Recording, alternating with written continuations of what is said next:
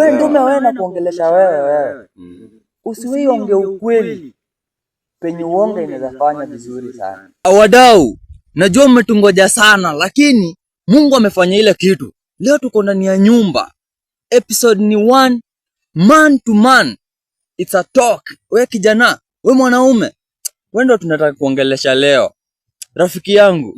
Ati weka nini? Weka mawe. Weka advice. Weka mawe. Chimba advice. Weka mawe. Ni weka mawe. Sasa hapa vunja mbavu. Leo tumekuja kudeliver content. Tumekuja kudeliver content kabisa. Sasa tunajua vijana wengi huku nje life haijakuwa fair. Life imekuwa ngumu. Na life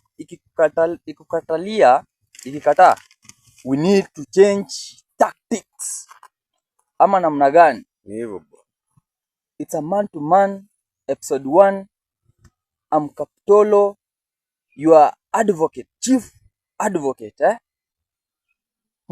mtetezi wa vijana. Na leo niko na mgeni wangu hapa, jitambulisha hapa. Kabisa. Mimi naitwa Brian.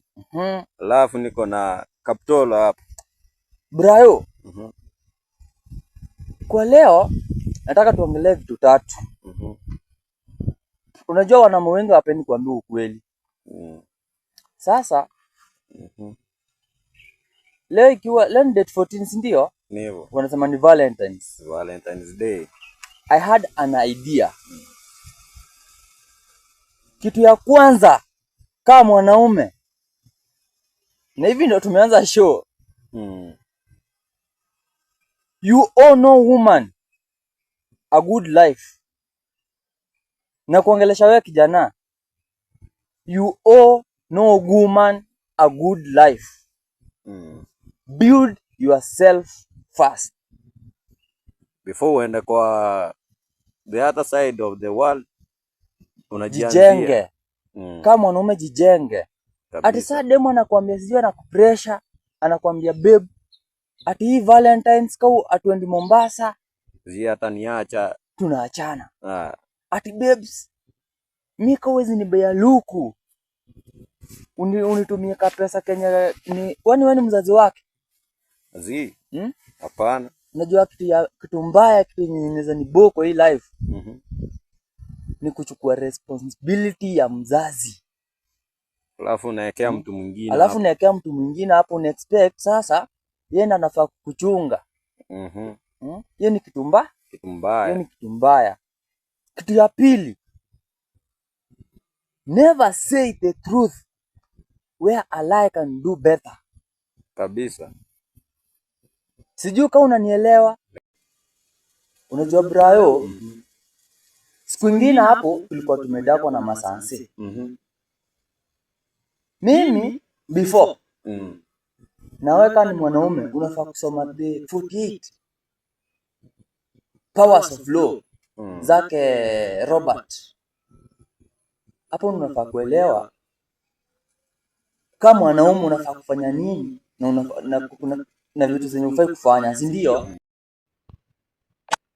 If you are trying to change home as a man, never marry at a young age. Brayo. Unaweza fafanua hii kitu aje? Wasimulia hapa. Tunaweza waambia marriage na kuanga somehow kuna disadvantages zinakuanga mingi.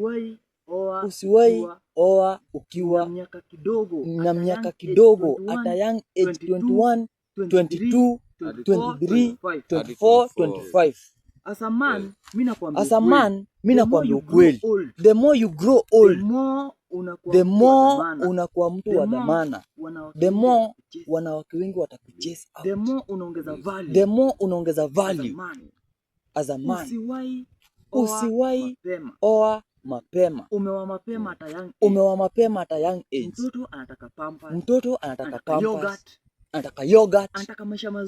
Anataka maisha mazuri. Hauna pesa. Hauna mboka. Think as a man. Hii generation inataka mtu mwenye anafanya Mtu mwenye anafanya aje? Mtu mwenye anajituma. Mtu mwenye anajituma. Mtu mwenye anatumia common sense. Ama namna gani? Ama namna gani? And this is how we are going to change our behaviors. Change our lives. We are going to change our lives. Lazima kama mwanaume ni kwambie ukweli. Bro, mimi siwezi kuona kama unapotea. Mimi sikwambie ukweli. Siwezi kuona unaingia kwa shimo. Ukweli. Mimi sikwambie ukweli. Lamba anasemanga aje? Mtoto yetu. Angalia katikati usipotee njia. Anasemanga hiyo. Angalia katikati usipotee njia. Wadau, mmekuwa wadhuru sana. Subscribe to our YouTube channel. For more episodes. Peace.